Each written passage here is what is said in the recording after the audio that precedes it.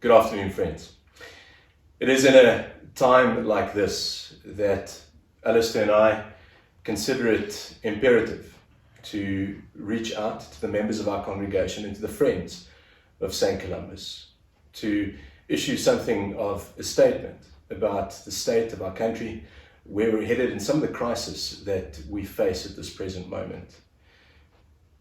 Some have described it as the country burning. And I suppose to a degree that's accurate, especially when we turn on the news and we see the visuals of what's transpiring in a number of our communities. Our assessment, each of us, would be slightly different from the other. But for my part, I think it is absolutely crucial, confronted with a situation like this, that we avoid at all costs the temptation of oversimplifying things. It is natural in one sense to, in a season, in a moment like this, look for one simple explanation, a culprit to blame, because that's what helps us cope in the face of trauma and tragedy like this. But the reality is, if we think about this critically, it is not one thing, but a multiplicity, a variety of things that have given rise to the current crisis. There are some who would like to reduce this to something as simple as ethnic division. It's a trap that even some of our leaders have fallen into. But it is not just that. There are some who are tempted to say that this is the plight of the hungry and the poor, and therefore people are looting. But it is not just that. There are others who say that this is merely opportunistic criminality that is coming to the fore. But it is not just that. This is a complex situation, and a simple answer will not do. A simple solution will not be found. It is incumbent upon us as a community of faith, as people of faith, to continue to pray for our country, to pray for her leaders and for her people, as we do on a regular basis here at St. Columba's. God bless Africa.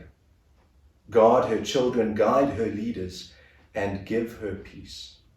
To speak for justice, and to use our voices, whether it's on social media or anywhere else, to bring encouragement, to speak of hope, and to help others as best we can in every moment and with every opportunity that we have.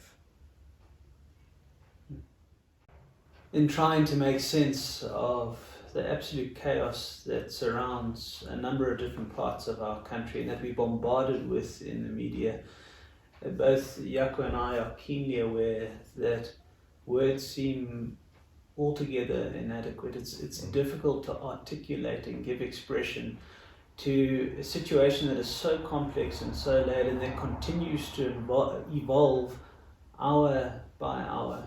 And there's so many different perspectives that we can take in looking at this. I've been in touch with family and friends in Natal over the last couple of days, and particularly in small farming communities where it's been absolutely devastating to hear what has unfolded in those contexts. And surely each of us have our own set of family and friends and connections that would give us a slightly different perspective. If we were to make one encouragement at all, it would be to try and avoid public discourse that seeks to answer the question why, but to rather at this point in time confront that which is most pressing and most real. Our own fear, our own disease, and that which we see around us, realizing that small as it may be, our contribution by virtue of what we say and do has impact. It impacts the lives of those around us. And so let's seek, in whatever sphere of influence we find ourselves in, to seek to bring calm, to seek to bring comfort and peace. As a church, in a basic and material way, we continue to do what we can to make a positive difference. And please do know that the door is wide open. Should you wish to phone or to email, to be in contact, to bring to our attention any greater need that we may be able to contribute toward, The freedom is there.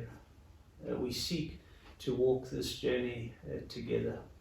Let us strive to see through all of this mess our common humanity and the purpose of God in His will of love for this world, for this country.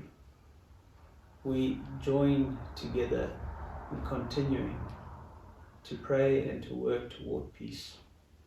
In Christ's name, Amen. Amen.